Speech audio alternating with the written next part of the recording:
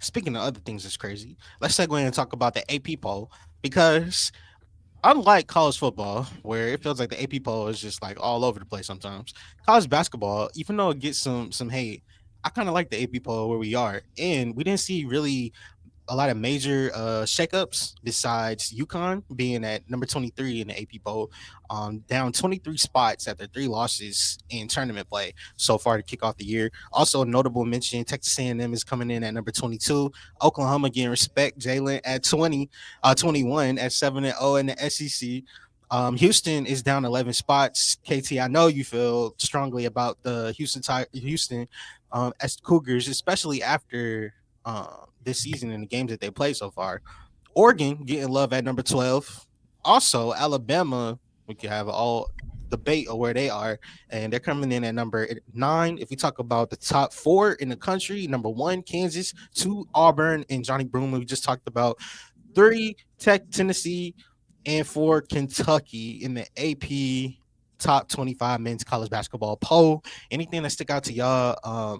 Let's talk about underrated, overrated in that conversation. We'll start with KT first.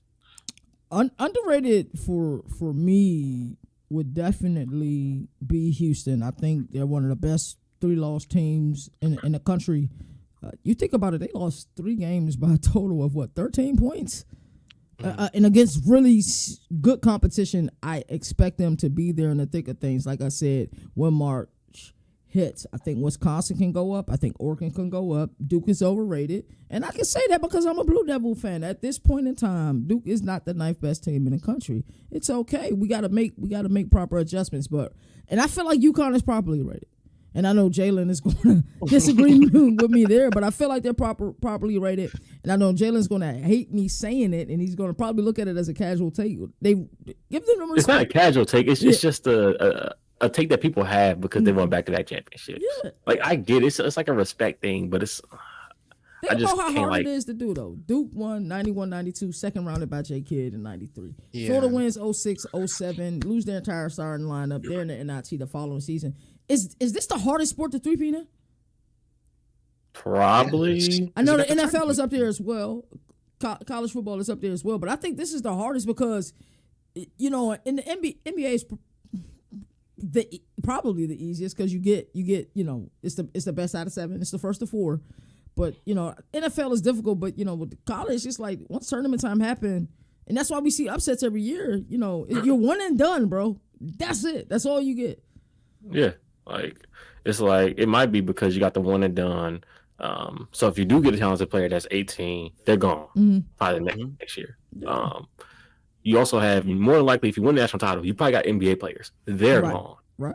Also, so you got to retain. You got to retain some of that talent from that's what UConn was able to do. They was able to retain some of the talent from the bench from their first national championship, bring them up.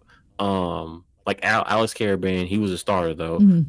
Hassan Diar was a bench player on that team, but he was a key rotational guy last year. Then you had Donovan Clingan, who was a bench player on that first team, started on the second team. Cam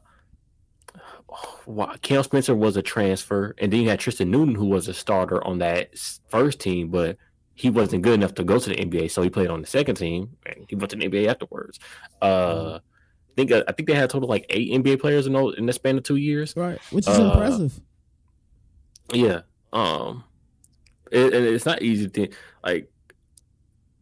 probably the NBA is probably the easiest. Although, I think only 3 teams have three-peated in NBA history, but it's probably easy. Other than that, college I feel like college basketball, college football, and I would say college basketball and NFL are in the same realm. Yeah. I feel like it might be easier in college football.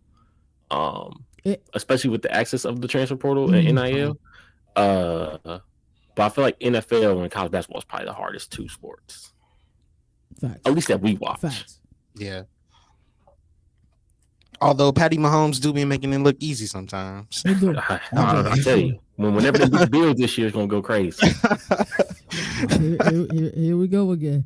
I remember. Special shout out to our sponsors, bro. And I remember in April I was told that we didn't have any wide receivers. That the Patriots was going to win the division. Yeah. We wrapped it up. I mean, we still got 6 weeks left. 7 I'm weeks. coasting right now. Meanwhile, my team can't even get it together. I don't know what's going on. You guys got a kid on the bench, man. I mean, but let's get back to basketball. You want to know? You want to know something? Let's talk about accuracy. What was the accuracy for the polls that we saw between Ken Palm, coaches, and AP? KT, like, what would you say the accuracy number was? I think they all did pretty good. It was just a couple of issues we had. I think Duke was an issue, and some people will probably have an issue with UConn. But can there be an argument made that Kansas is the best team in college basketball?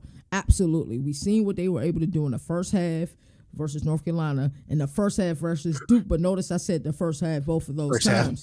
Yeah, second half they let up an awful amount of points, and it was just like those coaches were able to make slight adjustments. But for my money and what I've seen, Auburn is the best team in all of college basketball.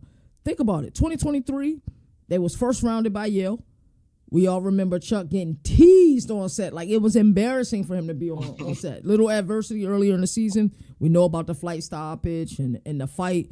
And this team is built to win. And yes, Jonah Broome, certainly heart and soul of this team, 21 points, 13 boards per game. But I like a player like Chad Baker-Massara. He's lighting up behind the arc, shooting 45%, and then he's giving you another 13 points a game. And then Chaney Johnson, he gives his team a spark as well, his ability to play above the rim, both offensively and defensively. So for my eye test, I think Auburn is the best team, but I can see why people have Kansas as the best team in the country. If I'm not mistaken, Auburn, I think the shortest person is Taha Pettiford, who's like 6'3". Mm-hmm. I think everybody else is like 6'5" plus. Yeah, them and Duke have the tallest teams in the country. I think Duke has the tallest team in the country, actually. Yeah, they do. Yeah. Addition to Cooper Flag. Let me stop, because we got to talk about Duke later. Uh-huh. But